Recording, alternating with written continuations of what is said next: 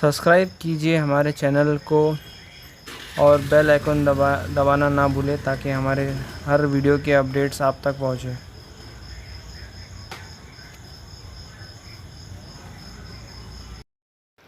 अस्सलाम वालेकुम वरहमतुल्लाहि वबरकातुहू। 8वीं जमात साइंस ब्रिज कोर्स का तीसरा दिन, सरगर्मी नामा 3। आइए समझते हैं हवा की खुसूसियात, हजम और वज़न, रतूबत और शबनम। हवाला जमात हफ्तम सबक नंबर 3, कुदरती वसाइल की खुसूसियात।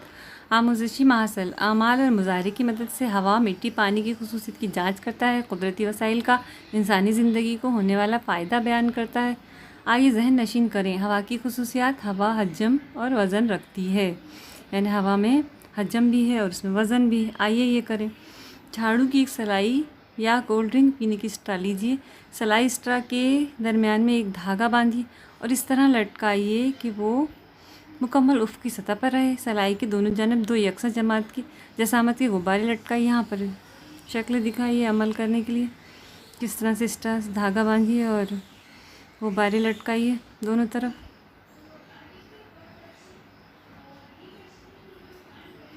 एक गुब्बारा निकालिए और उसमें हवा भरकर पहले मुकाम पर बांधिए। क्या सलाई अब भी उफ़ की सतह पर कायम रहती है? तो आप देखेंगे कि जहाँ हमने हवा भर के गुब्बारा बांधा, वो फूला हुआ गुब्बारे की तरफ से स्ट्रा झुक जाएंगी। इसका मतलब है कि हवा में वज़न होता है। फ़िज़ाई दबाव ज़मीन पर तमाम सिमतों से हवा अहाता किए हुए है। इस हवा के घेराव को फ़िज़ा कहते हैं। फ़िज़ाई दबाव को समझने के लिए ये तजुर्बा करके देखें। पानी से मुकम्मल भरे हुए कप के मुंह पर कार्डबोर्ड का टुकड़ा रखिए। कार्डबोर्ड को हाथ का सहारा देकर कप फ़ौरन उल्टा कीजिए। यहाँ आप देख रहे हैं ये शक्ल में कि किस तरह से तजुर्बा करना है। कार्डबोर्ड का टुकड़ा नीचे रख के पानी भरे हुए में भी जब हम उल्टा करते हैं तो पानी एकदम से नीचे नहीं गिरता। ये फ़िज़ाई दबाव है, जो नीचे से हवा उस पर दबाव डाल रही है, इस वजह से वो पानी जो है नहीं गिरता।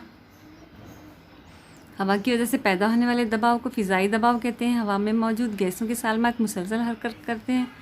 ये सालमात जब किसी शय से टकराते हैं तो इससे शय पर दबाव डालते हैं। हवा के इस दबाव को ही हम फ़िज़ाई दबाव, यानी हम जब जहाँ रह रहे हैं तो हमारे भी चारों तरफ हमें एक दबाव है जो हमें महसूस नहीं हो रहा, क्योंकि हमारे जिस्म में भी खून का दबाव है, हमें पता नहीं चलता है। दोनों दबाव एक दूसरे को कंट्रोल करते हैं, लेकिन वैसे हमारे ऊपर बहुत सारा फ़िज़ाई दबाव है। फ़िज़ाई दबाव हर सिमत में मसावी होता है। जैसे जैसे सतह समुद्र से ऊंचाई पर जाएं, दबाव कम होता चला जाएगा, क्योंकि हवा जो है वहाँ पे पतली हो जाती है, इसलिए वहाँ पे हम फ़िज़ाई दबाव भी कम हो जाता है ऊंचाई पे। प्रणाली का उसूल हवा की रफ्तार बढ़ने पर उसका दबाव कम होता है। इसके बरखिलाफ हवा की रफ्तार कम होती है तो दबाव बढ़ता है।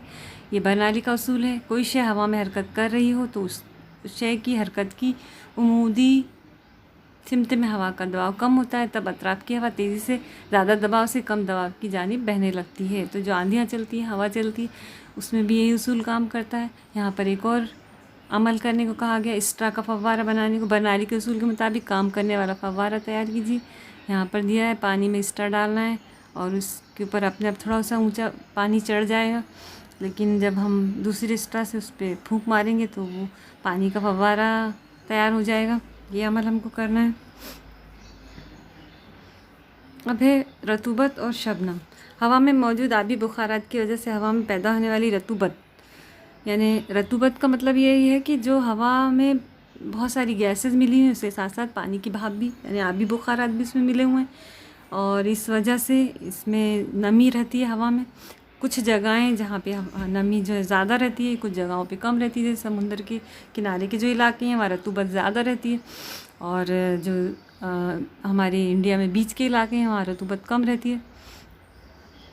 इसी तरह दिन भर के औकात में भी हवा में रतूबत का तनासुब बदलता रहता है। हवा में रतूबत का तनासुब उसके आबी बुखारात संभालने रखने की सलाहियत पर मुनहसर होती है।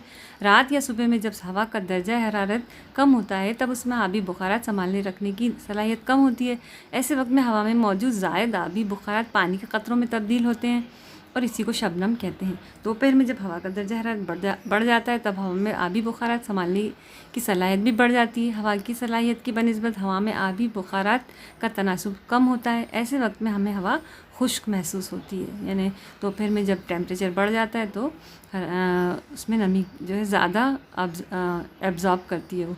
बारिश के दिनों में और समुद्र के किनारे जब हवा में आबी बुखारात का तनासुब बहुत ज़्यादा होता है तो हमें हवा मरतूब महसूस होती है और ऐसे में हमको लगता है जैसे हवा हमको मिल नहीं रही बराबर। आइए ये करें, एक गिलास लेकर उसके 3/4 हिस्से बर्फ़ के टुकड़ों से भर दीजिए। अब मुशाहिदा कीजिए गिलास की बैरूनी सतह पर पानी कहाँ से आया। तो हम जब फ्रिज में से कोई बॉटल निकाल के बाहर रखते हैं तो भी हम देखते हैं कि उसके बैरूनी हिस्से में बूंदे बूंदे जम जाती हैं। कई बार बच्चों से पूछो ये पानी कहाँ से आया, तो बच्चे अलग अलग तरह के जवाब देते हैं। तो जो ये पानी है ये भी आबी बुखारात जो हवा में मौजूद हैं वो ठंडी सतह पर जम जाते हैं और इस तरह से यहाँ हमें पानी की बूंदें नज़र आती हैं। रोशनी का इंतशार, हवा चंद गैसों गर्द, धुएं और आबी बुखारात की बेहद महीन ज़रात का मुतजानी सामिज़ा है। जब रोशनी की शुआएं उनमें बेहद महीन ज़रात पर पड़ती हैं तो ज़रात रोशनी को तमाम सिमतों में फैला देते हैं। इसी कुदरती अमल को रोशनी का इंतशार कहते हैं। तो जब रोशनी की शुआएं ज़रात पे पड़ती हैं तो हमें जो है रोशनी चारों तरफ से हमें हमारी आँखों की तरफ पलट के आती है तो हमें रोशनी फैली हुई और उसको ही हम रोशनी का इंतशार कहते हैं। फ़िज़ा में नाइट्रोजन, ऑक्सीजन जैसी गैसों की सालमत की वजह से सूरज की रोशनी का इंतशार सबसे ज़्यादा होता है, इसीलिए आसमान नीला नज़र आता है। तो जो गैसें हैं इसकी सालमत जो है रोशनी को फैलाती हैं और हमें आसमान नीला नज़र आता है। यहाँ दो तरह से आसमान दिखाई दे रहे हैं। सुबह के वक्त हमें थोड़ा सा ऑरेंज नज़र आता है और दोपहर में और रात में हमको फिर से थोड़ा ऑरेंज नज़र आता है, दोपहर में नीला। आइए मश्क करें, दर्ज झील सवालों के जवाब लिखिए। पहला, अलिफ बाहमी ताल्लुक़ मुकम्मल कीजिए। नीला आसमान, रोशनी का इंतशार, तो ये दोनों में ताल्लुक़ है। इसी तरह बहती हुई हवा, तो उसका ताल्लुक़ किससे है? फ़िज़ाई दबाव, यहाँ पर फ़िज़ाई दबाव लिखेंगे। दूसरा सवाल है, ज़मीन के अतराफ़ अगर फ़िज़ा मौजूद ना हो तो हमें आसमान कैसा दिखाई देगा? ज़मीन के अतराफ़ अगर फ़िज़ा मौजूद ना हो तो हमें आसमान काला और अंधेरा जैसा नज़र आएगा, क्योंकि फ़िज़ा में मौजूद हवा ना होने से रोशनी का इंतशार नहीं हो पाएगा। आपको यही लिखना है इन 2 लाइनों में। दूसरा सवाल है, गोवा या माउंट एवरेस्ट की चोटी, इन 2 मुकामात में कौन से मुकाम पर फ़िज़ाई दबाव कम होगा और क्यों? गोवा में फ़िज़ाई दबाव कम होगा क्योंकि माउंट एवरेस्ट बहुत ऊंचाई पर है और जैसे जैसे समुंदर सतह से ऊंचाई पर जाते हैं फ़िज़ाई दबाव कम होता जाता है। तो यहाँ पर ये जवाब लिखिए। तीसरा है, तस्वीर में कौन सा कुदरती वाक़या दिखाया गया है, बताइए ये कैसे वाक़या होता है, वाज़े कीजिए। तो यहाँ पर आप देख रहे हैं कि तस्वीर में पत्तों के ऊपर शबनम यानी पानी के कतरे जमा हुए नज़र आ रहे हैं। सुबह के वक्त जब दर्जा हरारत कम हो जाती है तो हवा में मौजूद रतूबत की आबी बुखारात संभालने की सलाहियत कम हो जाती है और पत्तों पे शबनम जमा हो जाती है। तो इस तरह से हमें यहाँ पर दिखाई दे रहा है कि पत्तों पे शबनम जमा है। आपको ये लिखना है। चौथा, दिखाई गई तजुर्बे की शक्ल में से कौन सा उसूल समझ में आता है, मुतालिक उसूल वाज़े कीजिए। ये हम ऊपर पढ़ चुके हैं, ये कौन सा उसूल है? तो दिखाई गई शक्ल में बर्नौली का उसूल नज़र आ रहा है। जब हम स्ट्रा के ऊपर फूंकते हैं तो उतनी जगह से हवा हटती है और हवा का दबाव कम हो जाता है, इसलिए स्ट्रा में मौजूद हवा ऊपर उठती है और उसके साथ पानी भी ऊपर उठता है और फव्वारा तैयार हो जाता है।